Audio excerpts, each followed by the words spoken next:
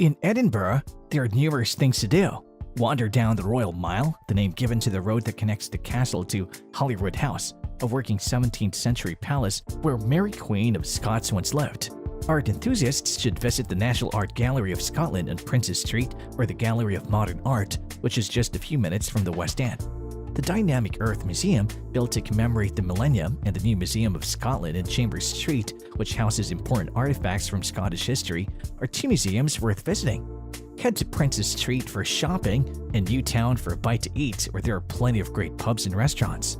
Excellent seafood restaurants can be found near the docks in Leith. Take a walk up Calton Hill or Arthur's Seat for spectacular views of the city and out to sea. Keep watching and we'll tell you everything you should do in Edinburgh. Hello and welcome to yet another exciting video from our channel. In this video, we will talk about how our guide to the best things to do in Edinburgh will help you have a great time in Scotland's most beautiful city, from French attractions to hidden treasures. And check out the best packages for Edinburgh in the description below. First, please subscribe to our channel and press the bell button so you don't miss any of our videos. So let's get this started. Number 1. Watch the sunset from Calton Hill. This is one of the best views in town. As the sun begins to set, climb to the top of the hill to see the capital bathed in a vibrant light of purples and pinks. The beautiful ruins of the old city observatory on the hill earned the city the nickname the Athens of the North. It was inspired by a Greek temple when designed by William Henry Playfair in 1818, and it was here that astronomer Royal Thomas Anderson discovered how to measure the distance between stars in 1834. Bring a flask of something warm to keep warm while gazing out over the city's rooftops. Number 2. Explore Leith. This waterside neighborhood has recently come into its own, with city dwellers seeking a slower pace of life flocking to nab property before others do. Spend an afternoon strolling along the waters of Leith, then reward yourself with a pint of Tucker's Landing, the renowned dockside pub serving some of the city's best pints.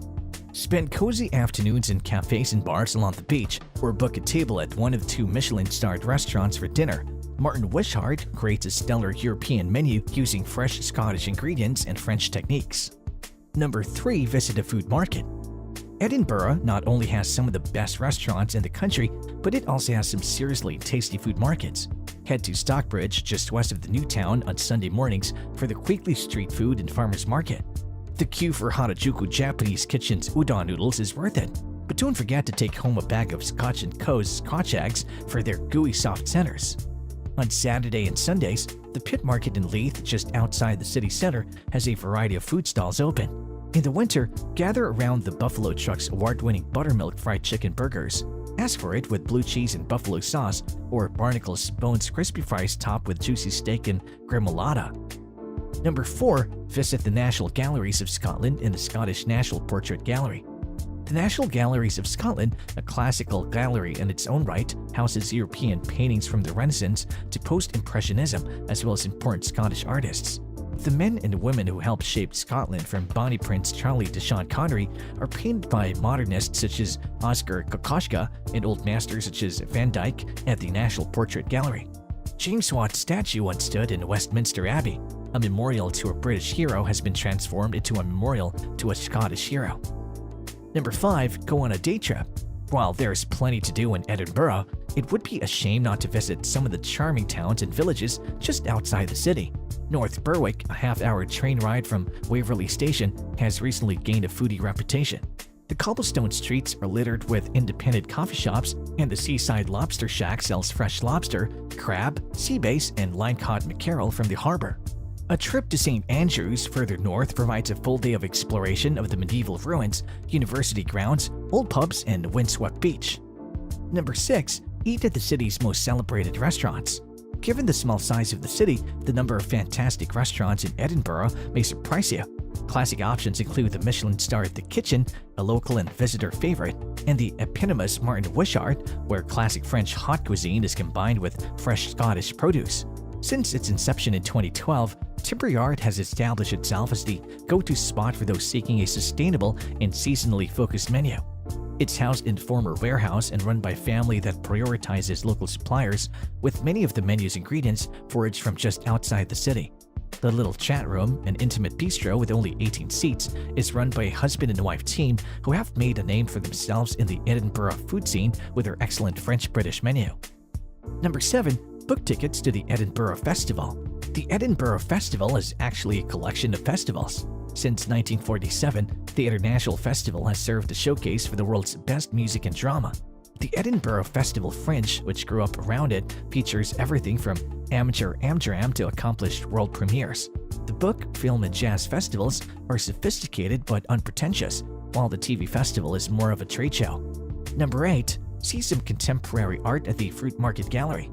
The Fruit Market Gallery, originally a fruit and vegetable market built in the 1930s, has been one of the city's most impressive spots for contemporary art since the 1970s, when it was transformed into a warehouse-like gallery space.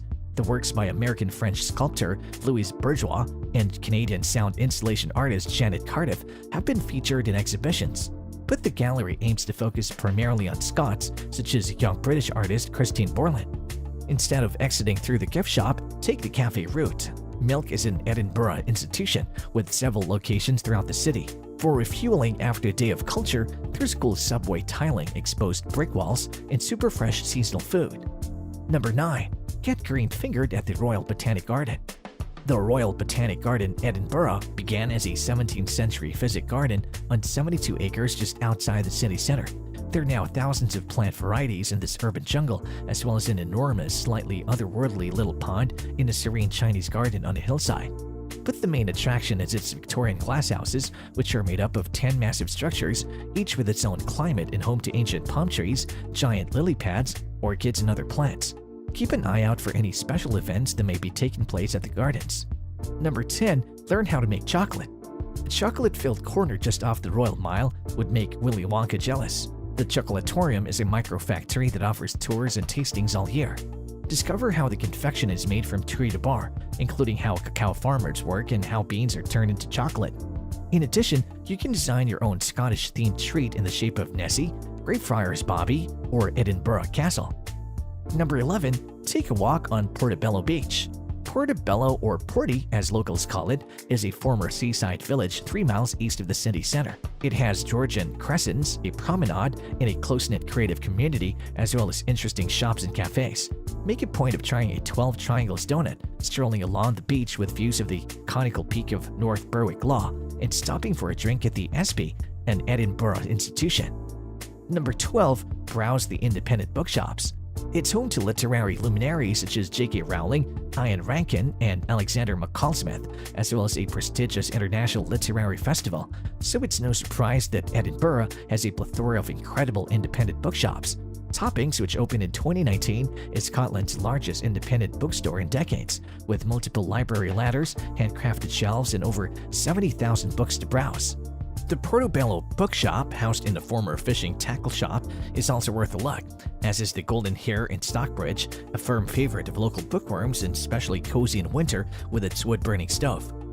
Number 13. Sample a different Scottish spirit. Sure, you've heard of Scottish whiskey, but did you know Scotland is also one of the world's largest gin producers? Dutch Genever, a forerunner to gin, flooded into the port of Leith in the 1700s, and the capital has recently re-established itself on the scene with its many small batch distilleries following a late 20th century hiatus. Visit the new Holyrood Distillery on St. Leonard's Lane for a tour or tasting, the Summerhall Distillery in the Old Veterinary Hospital where they make Pickering's gin, or book a tour at the Edinburgh Gin Distillery, which has locations in both the West End and Leith. Number 14. Learn how to drink whiskey properly. Visit the vaults in Leith to sample what Scotland does best with the Scotch Malt Whisky Society. Every Tuesday evening in the cask room, there's also live music. Down a dram or two and be the first to try the repeated whiskey ketchup on an Aberdeen Angus steak. Or try the Scotch Whiskey Experience, where you can ride in an oak barrel, a little cheesy, but hey, it's kind of educational too, before sipping a whiskey sour or a Hebridean Sunset cocktail. Whiskey shaken with Grand Marnier, Cointreau, lemon, orange, and grenadine that glows as crimson as a late night midsummer sunset in the far north. And that's all we've got for today. Thank you for watching. What are your thoughts on the matter? Please share your thoughts in the comment section below. If you enjoyed it, please like, share, and subscribe to our channel for more exciting content. We'll see you in the following video.